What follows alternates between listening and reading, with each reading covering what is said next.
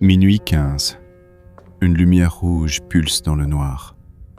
Un signal apparaît sur l'écran. Un seul mot. Lancement. Puis un deuxième missile. Puis 3 autres. Dans ce bunker, un homme comprend que tout peut basculer. Il s'appelle Stanislav Petrov. Nous sommes le 26 septembre 1983. La guerre froide est à son point de rupture. Quelques semaines plus tôt, un avion civil a été abattu. Les tensions entre les blocs sont extrêmes. La doctrine est claire. Riposte immédiate. Le système s'appelle OCO, l'œil. 5 missiles détectés. Ce chiffre le trouble.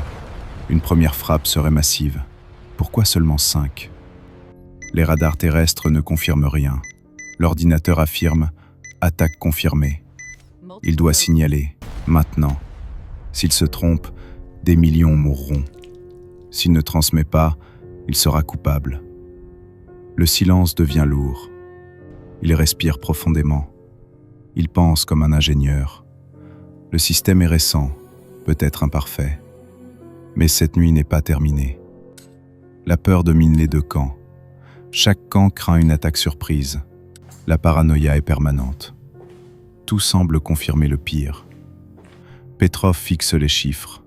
Les données ne changent pas. Mais rien ne confirme au sol. Ce détail l'obsède. 5 missiles seulement. Ce n'est pas logique. Son instinct contredit la machine. Mais s'il se trompe, des millions mourront. La responsabilité est écrasante. Il ferme les yeux un instant. Il décide. Fausse alerte. Les alarmes continuent, mais aucun ordre ne part. Maintenant, il attend. Les minutes semblent infinies. Si les missiles existent, ils frapperont bientôt. Personne ne parle. Puis, rien. Aucun impact. Le monde respire encore. L'attaque n'a jamais existé. Un reflet solaire avait trompé les capteurs. La machine s'était trompée. Lui, non.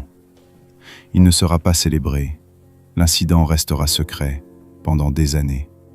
Un homme ordinaire, dans une pièce ordinaire, face à une décision extraordinaire. Il a sauvé le monde en doutant, en choisissant d'attendre. Aujourd'hui, nos systèmes sont plus rapides, plus automatiques.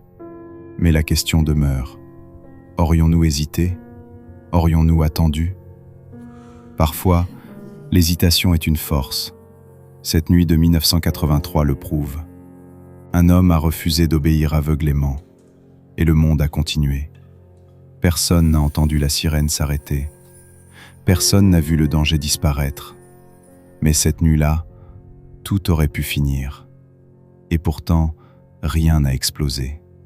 Parce qu'un homme a douté, et parfois, douter sauve des vies. Le monde ne l'a su que bien plus tard. Mais le monde était encore là, grâce à une décision silencieuse. 3 minutes suspendues, 3 minutes d'humanité. Et la Terre a continué de tourner. Cette nuit-là, rien ne s'est passé. Et c'est précisément cela qui a tout changé. Un homme a hésité, et cette hésitation a peut-être sauvé l'humanité. Parfois, ne rien faire est l'acte le plus courageux.